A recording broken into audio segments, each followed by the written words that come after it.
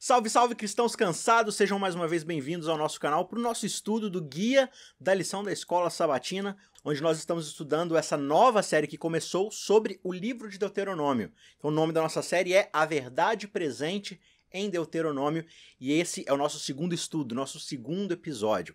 Na semana passada a gente fez um interlúdio, uma introdução ao estudo do livro de Deuteronômio e hoje a gente já começa a dar alguns passos dentro desse livro fantástico e maravilhoso, estudando esse conceito de como a verdade a respeito de quem Deus é, a sua vontade, se revelam no livro de Deuteronômio. Antes da gente prosseguir, quero pedir encarecidamente que você deixe seu joinha aí, seu like, se inscreva no nosso canal se você ainda não é inscrito e, se puder, claro, compartilhe esse conteúdo com outras pessoas, vai ajudar bastante no engajamento do crescimento aqui do nosso canal, para a gente levar mais adiante aí essa mensagem tão legal, tá bom? Se você quiser procurar outros conteúdos também, a gente tem sermões, a gente tem palestras, tem bastante coisa legal no canal, então corre lá e se inscreve porque vai ser um prazer encontrar você por lá nos comentários, tá certo? Então, o segundo episódio desse nosso guia de estudos, dessa série de Deuteronômio, essa lição de número 2 é a lição da história de Moisés. Então a lição dessa semana, o episódio dessa semana, ele conta a respeito das histórias de Deus guiando o seu povo no meio do deserto, naqueles 40 anos desde a saída lá do Egito até chegarem finalmente à terra de Canaã. E quando a gente aborda o livro de Deuteronômio, a gente vai perceber que ele está dividido em 3 mensagens específicas, 3 sermões que Moisés vai dar para essa nova geração que agora vai entrar na terra de Canaã. E dentro dessas mensagens há um interlúdio ali de 4 capítulos, os 4 primeiros capítulos, onde Moisés justamente vai recapitular essa história do povo no deserto, falando do quanto eles eram teimosos, de coração duro, e mesmo assim Deus foi misericordioso e os conduziu até agora uma segunda chance de entrar na terra prometida, cumprindo a promessa que Deus havia feito lá atrás para Abraão. Então a gente vai recapitular um pouco aí de alguns pontos dessa história. Mas o ponto principal aqui, logo nessa introdução do livro, o ponto que Moisés quer enfatizar é: lembre-se daquilo que Deus fez por vocês no passado. Cada passo que vocês derem, cada nova jornada descoberta, cada nova conquista deve ser sempre feita com a lembrança de que vocês só estão aqui porque Deus os conduziu até aqui. Pela misericórdia, pela graça e pela segurança de Deus é que vocês puderam finalmente tomar posse dessa promessa que foi feita lá atrás. O verso que o guia traz como introdução a esse estudo está lá em 1 Coríntios 10, versos 3 e 4, que diz o seguinte, falando justamente do povo de Israel no deserto, Todos eles comeram do mesmo alimento espiritual e beberam da mesma bebida espiritual, porque bebiam de uma pedra espiritual que os seguia, e a pedra era Cristo. Então é bem interessante que Paulo já enxerga nesse êxodo, nessa jornada do povo no deserto, que quem estava com eles caminhando passo a passo, cuidando deles, alimentando, protegendo, guiando, instruindo, era o próprio Cristo. Então Cristo já estava ali presente com eles no santuário, na jornada, e isso é muito bonito de se entender. Como vai ser agora o costume dessa nossa recapitulação semanal do estudo da Escola Sabatina, nós vamos levantar 3 pontos relevantes aqui no estudo do guia. O primeiro desses 3 pontos no estudo de hoje tem a ver com a ideia de que Deus é um Deus de ordem. Você pode observar isso nas lições de segunda e terça-feira. Mas o que quer dizer o fato de Deus ser um Deus de ordem? O primeiro ponto que a gente já observa aqui na introdução do livro, logo no primeiro capítulo, no verso 3, é que o povo de Israel está agora no 40º ano depois da libertação do Egito.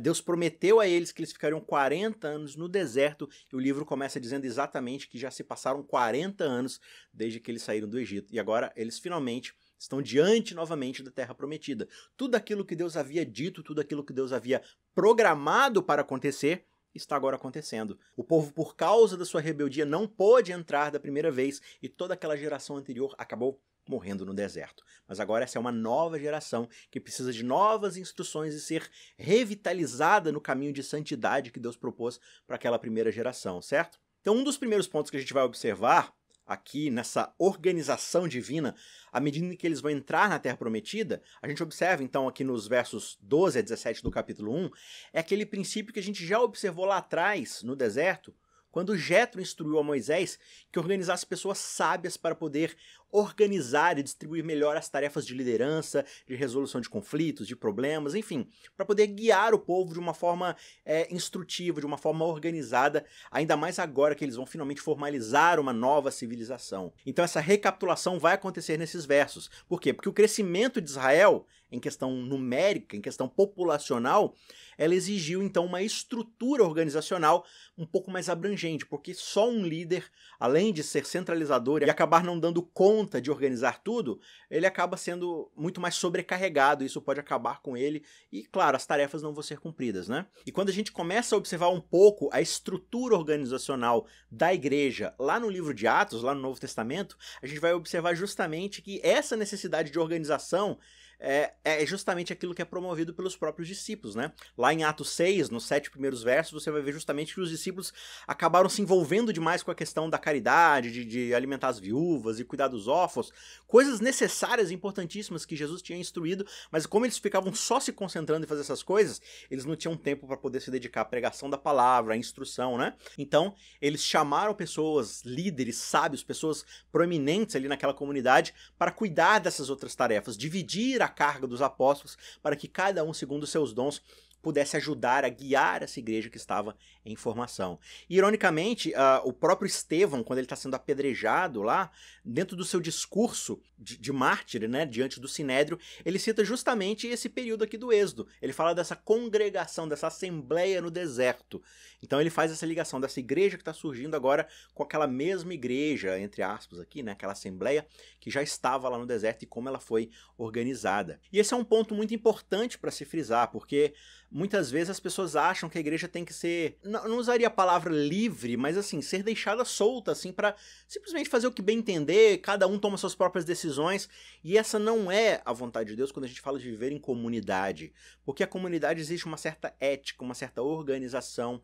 A gente abre mão da nossa liberdade individualista em prol de uma ideia coletiva, né? Em prol da ideia de um cuidar dos outros, um suportar as cargas dos outros, né? Aquele que é mais fraco é carregado, aquele que é mais forte ajuda a carregar, um vai tomando a carga do outro. E isso tudo exige uma certa organização, uma certa ordem, uma certa disciplina, né? E nós somos levados a achar que nós não precisamos dessas coisas, que a gente vai, né, na base do freestyle, cada um faz o que bem entender, mas isso raramente, se é que chega a funcionar, né? Porque de fato Deus é um Deus de ordem. Deus, ele organiza as coisas, ele dá leis, ele dá instruções, ele dá exortações, e todo esse esforço feito para estabelecer ordem não é uma coisa perigosa quando colocada debaixo da piedade cristã, né? Debaixo da vontade divina, daquilo que ele instrui. Quais devem ser, por exemplo, esses líderes escolhidos, quais são as características, né? Pessoas tementes a Deus, pessoas dedicadas à família, tudo isso é levado em conta, né? E as pessoas, elas muitas vezes são enganadas por considerar que essa ideia de você ter liberdade para pensar e agir independentemente é uma virtude. Hoje a gente vive muito dentro dessa ideia individualista, né, da sociedade. Não, eu faço o que eu quiser e não importo com os outros, cada um faz o que bem entender, desde que eu não atrapalhe a vida das outras pessoas, tudo bem, eu faço o que eu bem entender. Mas a Bíblia convida a gente para uma vida em coletividade. Por quê? Porque a Bíblia é um livro sobre relacionamento com Deus, com o próximo, e isso exige uma negação do próprio eu muitas vezes. Então essa ideia da independência, da autossuficiência de Deus, é o que justamente levou Adão e Eva a trilhar um caminho de rebeldia, né? Então é justamente isso que nós devemos evitar, principalmente quando falamos aqui dessa vida em comunidade, essa vida eclesiástica, ou seja, essa vida dentro da igreja, junto com os santos que Deus selecionou para formar o seu povo que vai anunciar a sua palavra. Um outro ponto que fica bastante claro para a gente nesses primeiros versos do primeiro capítulo aqui de Deuteronômio, especialmente os versos 20 a 46, é quando Moisés começa a recapitular a rebeldia que o povo cometeu lá em Cades Barneia, ou seja, justamente às vésperas de entrar na Terra Prometida, e eles tiveram medo, tiveram desconfiança de que Deus seria capaz de cumprir sua promessa. Por quê? Porque a Terra tem gigantes, tem guerreiros, a gente não vai dar conta, mas peraí. Foi Deus quem prometeu a terra. Foi Deus que libertou eles. Eles não tinham nem chance de sair do Egito, mas saíram. Por quê? Porque Deus os livrou do Egito. E agora eles não confiam mais. Depois de tudo que eles passaram, dos milagres, das pragas. Peraí, agora vocês não vão mais acreditar? Então foi uma rebeldia, uma desconfiança inconsequente em relação a quem Deus era.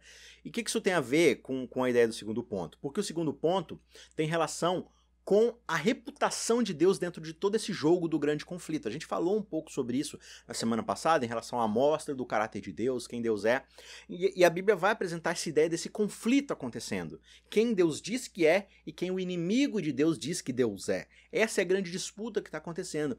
Então tudo aquilo que acontece a nível individual, a nível coletivo, dentro dessa ideia de santidade que Deuteronômio promove bastante, é justamente a ideia de que este povo agora está representando o nome de Deus.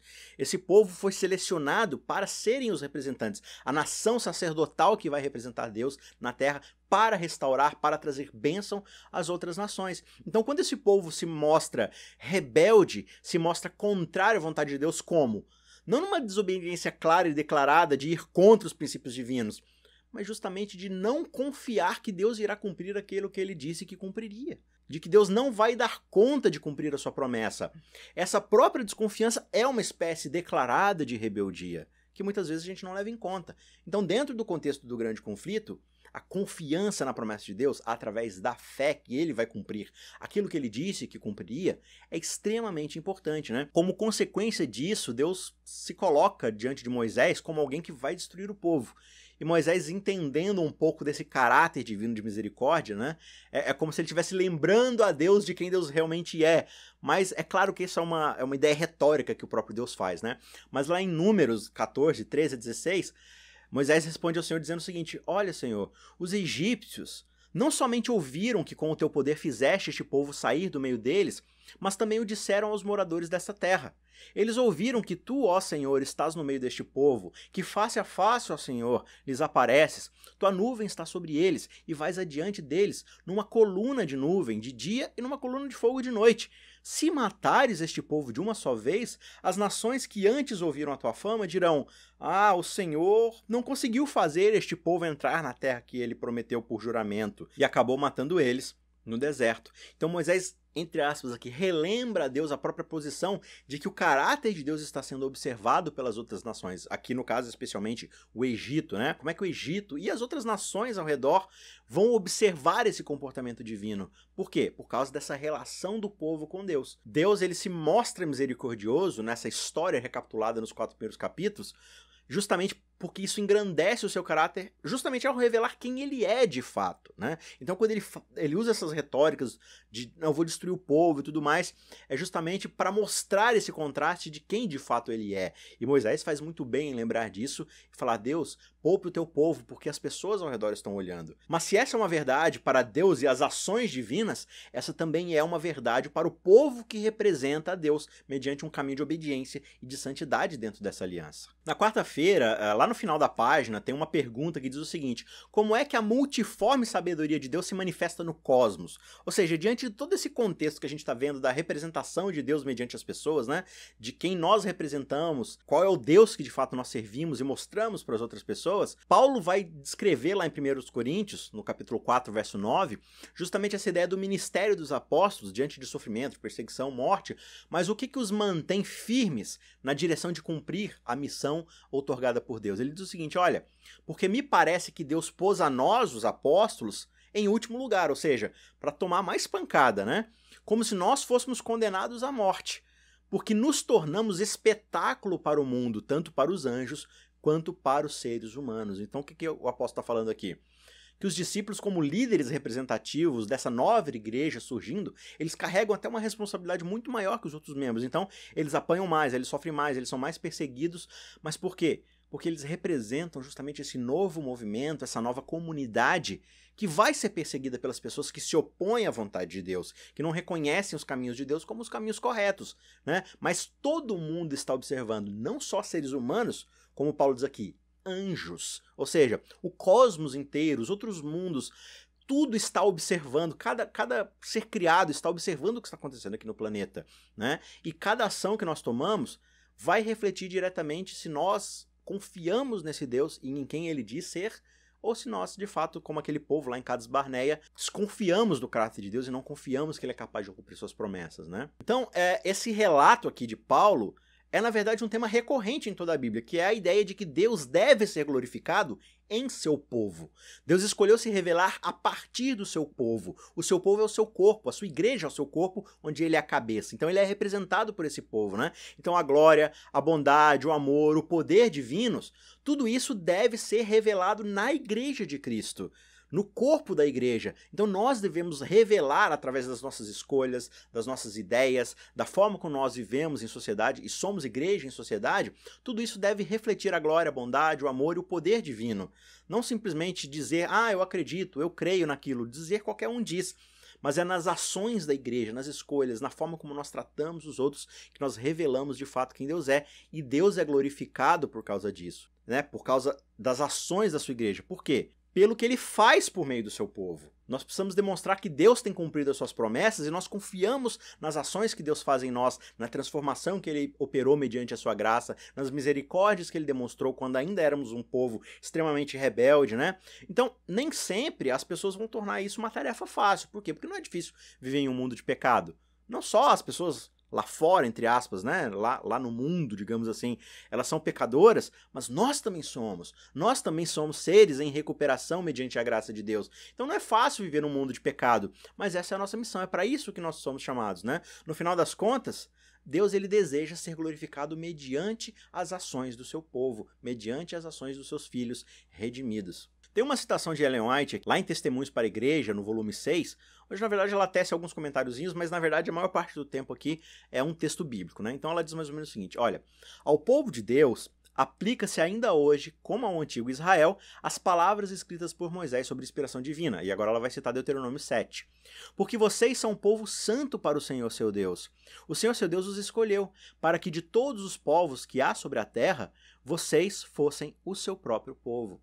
E aí ela emenda com Deuteronômio 4, 5, que diz o seguinte, eis que eu lhes tenho ensinado estatutos e juízos, como o Senhor, meu Deus, me ordenou, Moisés falando, né? Para que vocês os cumpram na terra que passarão a possuir. Portanto, guardem e cumpram essas leis, porque isso será a sabedoria e o entendimento de vocês aos olhos dos povos, que ouvindo todos esses estatutos dirão, de fato, este grande povo é gente sábia, gente inteligente, pois que grande nação há que tenha deuses tão chegados assim como é o Senhor, o nosso Deus, todas as vezes que o invocamos. E que grande nação há que tenha estatutos e juízos tão justos como toda esta lei que hoje eu lhes proponho? Então Moisés basicamente está dizendo o seguinte, olha, essa lei que Deus deu vai fazer com que vocês sejam, se vocês cumprirem essa lei, vai fazer com que vocês se mostrem um povo sábio diante dos outros povos. A diferença na transformação social, na justiça, na equidade, no desenvolvimento de vocês como nação vai ser tamanho que as outras nações vão querer saber mais a respeito e vão inquirir, como é que vocês têm essas leis? E aí é o momento, não, nós temos essas leis porque Deus nos deu essas leis, né? E aí ela comenta, mesmo essas palavras não conseguem exprimir de forma completa a magnitude e a glória do propósito de Deus a respeito do seu povo. Então, cumpre a nós tornar manifesto, ou seja, deixar claros os princípios do reino de Deus, não só na revelação que ele dá ao mundo, como a todo o universo, né? O apóstolo Paulo, então, ela diz, escreve sob inspiração divina justamente essa ideia, lá em Efésios 3, verso 8. A mim, o menor de todos os santos, foi dada esta graça de pregar aos gentios o evangelho das insondáveis riquezas de Cristo e manifestar a todos qual é a dispensação do mistério que durante tempos passados esteve oculto em Deus, que criou todas as coisas. Isso para que agora pela igreja, e aí responde aquela pergunta, a multiforme sabedoria de Deus se torne conhecida dos principados e das potestades nas regiões celestiais, segundo o eterno propósito que Deus estabeleceu em Cristo Jesus, o nosso Senhor. Qual que é a ideia aqui desse texto? Deus resolveu mostrar a sua sabedoria, revelar quem ele é, mediante o seu relacionamento com o povo. Porque as acusações que giram em torno de Satanás são de quê? De que Deus é opressor, de que a lei de Deus exprime um caráter autoritário, né? De que Deus não é capaz de se relacionar com suas criaturas mediante um mero amor desinteressado, um amor abnegado. Então como é que Deus vai demonstrar isso para o universo, se não pelos meios justamente que são os meios de acusação de Satanás? Que é o relacionamento. Que é o envolvimento com a sua criatura. Então quando Deus dá essas leis, ele não deseja fazer isso de forma autoritária, mas ele deseja separar para si um povo que voluntariamente vai confiar pela fé nas promessas que ele está fazendo. E ao obedecer pela fé, ele se demonstra um povo redimido, um povo que frutifica para a santificação e com isso dá testemunho para as outras nações, para as outras pessoas de quem verdadeiramente esse Deus é. Por fim, um terceiro ponto aqui, que a gente observa mais na quinta e na sexta da lição, é que a justiça de Deus é um fruto do seu amor, é uma derivação do seu amor, né? Por quê? Porque a gente observa que o povo agora vai precisar desapossar, expulsar e até eliminar essas nações vizinhas que estão na terra, que é uma terra que pertence por promessa a Israel, né? E aí quando a gente observa esse cenário de morte, às vezes de perseguição, às vezes até de genocídio, né? Parece que Deus é um Deus injusto, é um Deus sanguinário, violento, e levanta várias questões pra gente, né? Será que Deus é justo ou ele tá sendo injusto, ele tá sendo violento, né?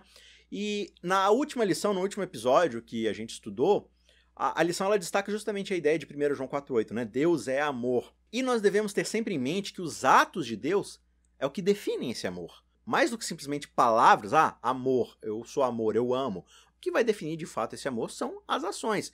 E o que acontece quando a gente observa Deus agindo de formas que hoje a gente entende não serem ações de amor, né? Tem até um livro muito interessante que eu vou deixar como indicação aí na descrição, que é o livro Deus é um Monstro Moral, do Paul Copan. É um livro bem interessante para você estudar um pouco sobre essas questões desse Deus que age de formas estranhas a nós lá no Antigo Testamento. Então tá aqui na descrição, se você quiser saber um pouco mais a respeito, mais aprofundadamente sobre esse assunto. Deus é um Monstro Moral, vale muito a pena a leitura. Prosseguindo aqui, eu quero ler duas citações de Ellen White e fazer algumas considerações aqui com mais um texto bíblico. A primeira está lá em Desejado de Todas as Nações, página 540. Diz o seguinte: o amor de Deus tem se expressado tanto na sua justiça como na sua misericórdia. A justiça é o fundamento do trono de Deus e é o fruto do seu amor, que é justamente, né, esse terceiro tópico. A justiça de Deus é fruto do seu amor. É porque Deus é amor que ele precisa exercer sua justiça, porque quem ama o bem precisa exercer a justiça sobre o mal que reprime, que oprime e que impede o exercimento do bem, certo? Então, se eu amo aquilo que é bom, eu preciso odiar aquilo que é mal, porque o mal impede que o bem se propague, que o bem exista. O mal é tudo aquilo que vai exercer uma força oposta ao bem. Então, como é que eu posso amar aquilo que é bom, que é belo, que é justo, se eu permitir que aquilo que é mal impeça o bem de prosperar? Né? Então é justamente por causa desse amor divino que a sua justiça opera, e ela vai exercer essa intervenção justamente por causa do seu amor, justamente para impedir que o mal prospere. Uma outra citação dela está em Grande Conflito, página 465, e diz o seguinte: a tendência do púlpito moderno é separar da benevolência divina a sua justiça, reduzir a bondade de Deus a um sentimento em vez de exaltá-lo como um princípio, do hábito de desvalorizar a lei e a justiça divina e o alcance e demérito da desobediência humana, os homens facilmente resvalam para o hábito de depreciar a graça que promoveu ou que proveu a expiação do pecado. Assim o evangelho perde o seu valor e importância no espírito dos homens. Basicamente o que ela está dizendo é que a gente só consegue apreciar verdadeiramente o valor da justiça divina e da graça que Deus nos outorgou e nos expiou quando a gente reconhece a injustiça que existe no mundo. Do contrário, Deus seria simplesmente alguém injusto. Por que ele está exercendo sua graça para nos salvar? Porque nós cometemos iniquidades, nós somos maus, nós somos uma raça caída. Por isso que nós necessitamos da graça e da intervenção divina na história. Se Deus permitisse que a gente prosseguisse com o nosso pecado, tudo que a gente conheceria é morte, pecado, doença, miséria, desgraça. E a gente sabe que esse mundo não está bom, que essas coisas não deveriam ser dessa forma. Agora, existe um ponto bem interessante de se observar, que quando Deus intervém na história bíblica, é que várias das outras possibilidades já foram esgotadas, né? Por exemplo, quando ele executa o dilúvio, o juízo do dilúvio, se a população continuasse naquele nível, tudo ia ser destruído, né? Não ia sobrar mais ninguém, foi o que a gente comentou na semana passada. Aí, por exemplo, você tem Sodoma e Gomorra. Sodoma e Gomorra atingiu um grau de iniquidade, né? Os caras queriam violentar sexualmente pessoas que entravam na cidade, eles desprezavam o pobre, os marginalizados, eles chegaram num grau de impiedade que, se eles continuassem como nação e prosperassem, eles iam se tornar um sério problema para a humanidade. Por isso Deus intervém e fala: o juízo de vocês chegou, agora é o momento. Deus é soberano sobre isso, né? E ele vai executar seu juízo. Quando diz respeito à questão do povo de Canaã, é bem interessante porque, na verdade, lá atrás, em Êxodo 15, quando Deus está firmando a sua aliança e suas promessas com Abraão, ele já avisa Abraão o que vai acontecer. E ele diz o seguinte, Êxodo 15, verso 13. Deus falando com Abraão: fique sabendo com certeza que a sua posteridade será peregrina em terra alheia, será reduzida à escravidão e será afligida durante 400 anos. Então está falando aqui da escravidão no Egito. Mas por que vocês vão ficar lá no Egito? Então ele responde: mas eu castigarei a nação que os escravizar. Depois o seu povo sairá com muitas riquezas, e você irá para junto de seus pais em paz, e será sepultado em boa velhice. Prometendo aqui que ele vai voltar para a terra que Deus prometeu, que é Canaã no caso. E ele fala isso vai acontecer na 4ª geração. Vocês voltarão para cá, por quê? Porque a medida da iniquidade dos amorreus ainda não se encheu. O que ele está falando aqui? Lá atrás, com Abraão, nem existe povo de Israel ainda. Deus está falando o seguinte: o povo que a sua descendência vai se tornar escravo no Egito por 400 anos, e só na 4ª geração eles vão de fato voltar para Canaã, que é a terra que eu prometi. Por quê?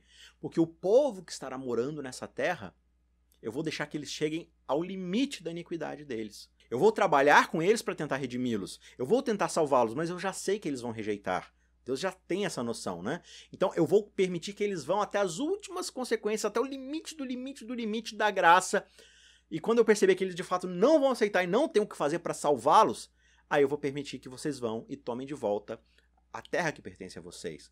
Então, de certa forma, é um juízo que Israel vai exercer, porque Deus está exercendo esse juízo. E quando você começa a observar os costumes desses povos que cercam o povo de Israel, lá em Canaã, são povos que matam crianças em rituais pagãos, são povos maus, escravizadores, opressores, assassinos, são povos terríveis. São povos que, se deixados a prosperar, vão providenciar um mal muito terrível para a humanidade. E Deus já permitiu que eles chegassem até esse momento e eles não se arrependeram, né? Então Deus intervém o quê? Para manter o fluxo da história, do plano da redenção, num rumo onde ele vai, de fato, ao fim, redimir a raça humana para todos aqueles que aceitarem essa promessa pela fé, né? Tanto judeus quanto gentios. Então o ponto é que Deus vai agir até o limite do que o coração humano vai permitir que Deus haja.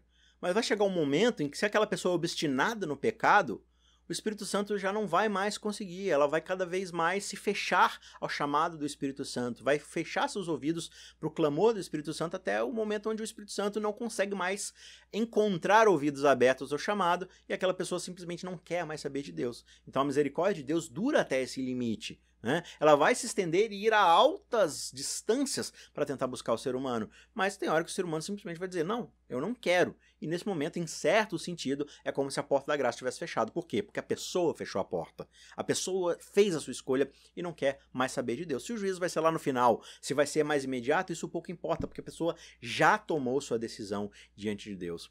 E aí, para a gente fechar, eu quero ler aqui um trechinho de Eventos Finais, um texto muito conhecido, onde Ellen White diz o seguinte: ao recapitular a nossa história passada, havendo revisado cada passo de progresso até o nosso nível atual, posso dizer: louvado seja Deus! Ao ver o que o Senhor tem efetuado, encho-me de admiração e de confiança na liderança de Cristo. Nada temos a temer quanto ao futuro, a menos que esqueçamos a maneira em que o Senhor nos tem guiado e seu ensino em nossa história passada. Então, isso aqui resume muito bem o propósito desses 4 primeiros capítulos. O povo de Israel, que agora vai entrar na Terra Prometida, precisa ter em mente o tempo todo, recapitulando essa ideia de que eles só estão aqui porque Deus os conduziu até aqui. E se Deus cumpriu todas as promessas que ele fez no passado, a gente não tem nada que temer sobre as promessas que ainda não aconteceram, mas que com certeza irão acontecer no futuro. Que você confie nessa promessa. A gente encerra mais essa recapitulação por aqui e eu te vejo na semana que vem. Não se esquece de curtir aí, de compartilhar esse conteúdo. Um abraço e fique com Deus. Tchau, tchau.